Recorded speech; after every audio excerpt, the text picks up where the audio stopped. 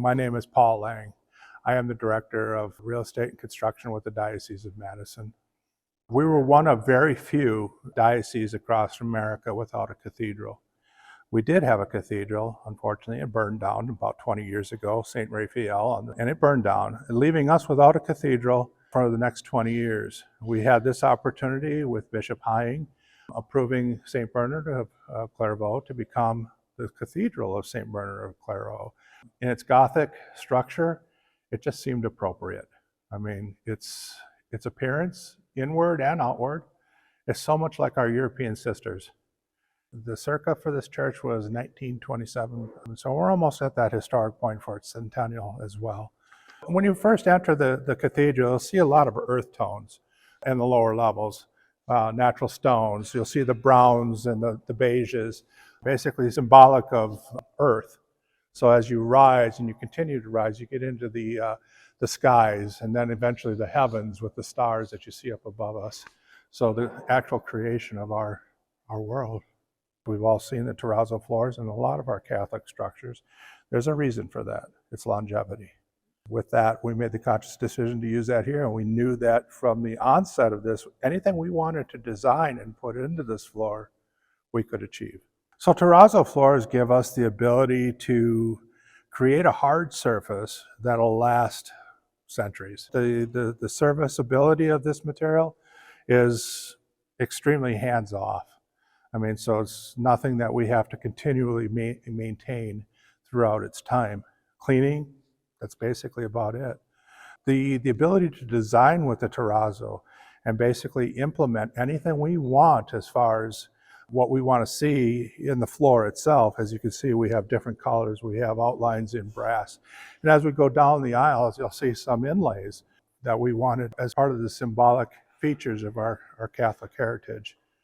The inlays are just basically forming sections of the floor where we'll have traffic patterns, or in this case out here, pews. So we'll have pews out in these wider open areas.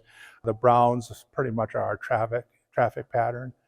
We have a center aisle of tile. This terrazzo, what they did here is magnificent. Not having a floor covering like this in the early years of the construction of this church, in other words, when it was built in 1927, they opted for a bare concrete floor, non-polished even at that point.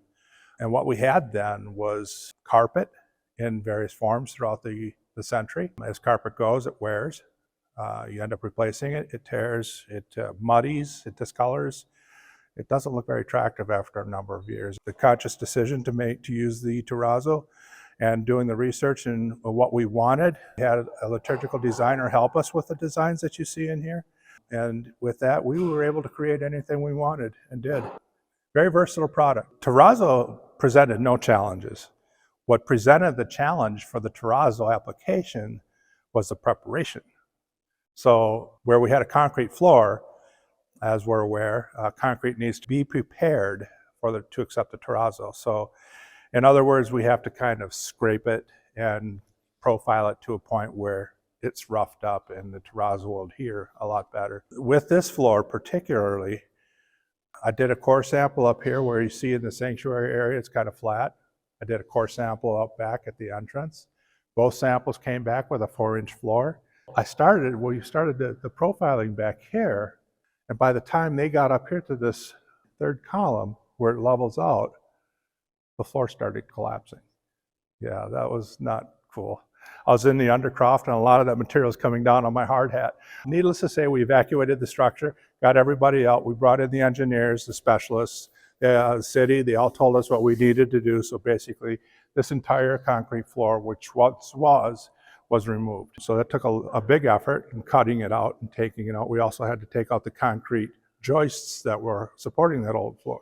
So all that had to come out. There was no reinforcement in this floor whatsoever. But what happened is back by the entrance, it started thinning out and to a point where it got down to like 3/4 of an inch just up here with no reinforcement. How did it survive for 100 years without collapse? I can't tell you that. I do not know. The miracles, they abound. Now we got a floor that'll last centuries.